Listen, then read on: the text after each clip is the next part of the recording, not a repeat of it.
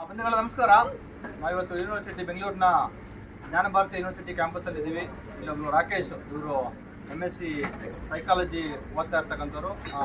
ಮೂಲತಃ ಗುಲ್ಬರ್ಗಾದಿಂದ ಬಂದಿದ್ದಾರೆ.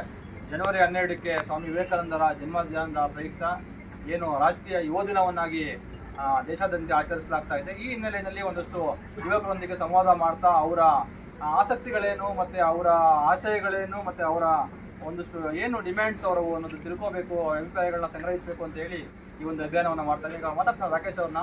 ನೀವು ವೋಟ್ ಮಾಡಿದ್ದೀರಾ? ಅಂದರೆ ನಿಮಗೆ ವೋಟರ್ ID ಎನ್ರೋಲ್ ಆಗಿದ್ದೀರಾ? ಇನ್ನೂ ಆಗಿಲ್ಲ. ಯಾಕೆ ಇನ್ನೂ ನಿಮಗೆ ಏಜು ಆಗಿಲ್ವಾ ಅಥವಾ? ಏಜ್ ಆಗಿದೆ, ಬಟ್ ID ಕಾರ್ಡ್ ಆಗಿದ್ದೇನೆ, ರಿಜೆಕ್ಟ್ ಮಾಡಿದ್ದಾರೆ, ಏನೂ ಆಗಿಲ್ಲ. ಆಗ ಮಾಡ್ತೀನಿ ಅಂತ ಹೇಳಿದ್ದಾರೆ. ವೋಟ್ ಮಾಡಿಲ್ಲ.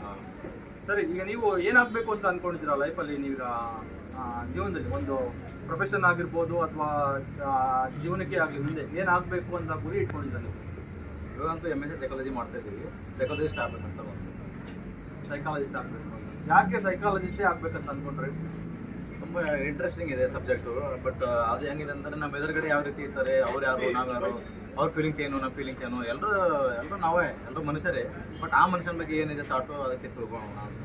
ಯಾಕಂದರೆ ಕೆಲವೊಂದು ಡಾಕ್ಟ್ರಿಗೆ ಗೊತ್ತಾಗ್ತಾ ಇರತಕ್ಕಂಥ ವಿಷಯಗಳೆಲ್ಲ ನಮ್ಗೆ ಗೊತ್ತಾಗುತ್ತೆ ಅದ್ರ ಸಲುವಾಗಿ. ಈಗ ನಿಮಗೆ ಸೈಕಾಲಜಿ ಇದೆಲ್ಲ ಓದ್ಕೊಂಡ ಮೇಲೂ ನಿಮ್ಗೊಂದಷ್ಟು ಕೆಲಸಗಳು ಸಿಗುತ್ತೆ, ಇವತ್ತು ಅವಕಾಶಗಳಿದ್ದಾವೆ ಅಂತ ಅನ್ನಿಸ್ತಿದೆ? ಅವಕಾಶಗಳಿಗೆ ಅಂತ ಅನ್ನೋದಕ್ಕಿಂತ ಪ್ರಯತ್ನ ಮಾಡೋದ್ರಲ್ಲಿ ತಪ್ಪೇನಿಲ್ಲ. ಇವತ್ತಿನ ರಾಜಕಾರಣದ ಬಗ್ಗೆ ನಿಮ್ಗೆ ಏನು ಅನಿಸ್ತಾ ಇದೆ? ರಾಜಕೀಯದ ಬಗ್ಗೆ ಮತ್ತು ರಾಜಕೀಯ ವ್ಯವಸ್ಥೆ ಬಗ್ಗೆ, ಇವತ್ತು ನಡೀತಕ್ಕಂಥ ರಾಜಕಾರಣದ ಬಗ್ಗೆ ನಿಮ್ಮ ಅಭಿಪ್ರಾಯ? ರಾಜಕೀಯ ಬಗ್ಗೆ ನಮ್ಮ ಅಭಿಪ್ರಾಯಕ್ಕಿಂತ ನಮ್ಮೆಲ್ಲ ಜನ ಅಭಿಪ್ರಾಯ ತುಂಬ ಮುಖ್ಯವಾಗಿದೆ ಸರ್. ಒಳ್ಳೆ ಆಡಳಿತ ಕೊಡ್ತಾ ಇದ್ದಾರಾ? ಎಲ್ಲ ಜನರು ಪ್ರಜೆಗಳೆಲ್ಲ ಹೇಗಿದ್ದೀರಪ್ಪ ಅಂತ ಹೇಳಿ ಹುಡುಕೊಂಬಂದು ಮಾತಾಡಿಸ್ತಾ ಇದ್ದಾರಾ? ನಿಮಗೆಲ್ಲ ಕೆಲಸ ಕೊಡಿಸ್ತಾ ಇದ್ದಾರಾ? ಫೀಸ್ ಇಲ್ಲದೆ ಕಾಲೇಜ್ಗಳಿದಾವ, ಒಳ್ಳೆ ಶಾಲೆಗಳಿದಾವ, ಒಳ್ಳೆ ಆಸ್ಪತ್ರೆಗಳಿದಾವ, ಸಾಕಷ್ಟು ರಸ್ತೆಗಳಿದಾವ, ಅಥವಾ ಎಲ್ಲಾದ್ರೂ ಭ್ರಷ್ಟಾಚಾರ ಇಲ್ಲದಂಗೆ ಯುವಕರಿಗೆ ಕೆಲಸ ಸಿಗ್ತಾ ಇದ್ದಾವ? ಸೊ ಇಷ್ಟೊಂದು ಚೆನ್ನಾಗಿದೆಯಾ ಅಥವಾ ಚೆನ್ನಾಗಿಲ್ವಾ ಅಂತ? ಇಷ್ಟರಲ್ಲಿ ನೀವು ಹೇಳಿರೋದು ಯಾವುದೂ ಇಲ್ಲ. ಯಾವುದೂ ಇಲ್ಲ ಅಂದರೆ ಚೆನ್ನಾಗಿಲ್ಲ ಅಂತ? ಚೆನ್ನಾಗಿಲ್ಲ, ಇದರಲ್ಲಿ ಯಾವುದೂ ಇಲ್ಲ, ಯಾವುದೂ ಇಲ್ಲ. ಸೊ ಈ ಚೆನ್ನಾಗಿಲ್ಲದ ಕಾರಣ ಏನು? ನಾವು ಕಾರಣನಾ ಅಥವಾ ರಾಜಕಾರಣಿಗಳೇ ಕಾರಣನಾ? ಯಾರು ಕಾರಣ ಅಂತ ಅನಿಸ್ತಾ ಇದೆ? ನಾವೇ ಕಾರಣ ಅಂತ ಅನ್ಸ್ಬೋದು. ಆ ಸಿಚುವೇಶನ್ ಅಲ್ಲಿ ಆ ಅಧಿಕಾರಕ್ಕೆ ಬಂದ ಮೇಲೆ ಅವರೇ ಚೇಂಜ್ ಆಗ್ತಾರೋ, ಬಟ್ ಆ ಸ್ಥಾನ ಚೇಂಜ್ ಮಾಡೋದು ಗೊತ್ತಾಗ್ತಿಲ್ಲ ಅವ್ರಿಗೆ. ಅದೊಂದೇ ಸಮಸ್ಯೆ ಆಗಿರೋದು ಇವಾಗ ಜನಗಳಿಗೆ ತಿಳ್ಕೊಬೇಕು.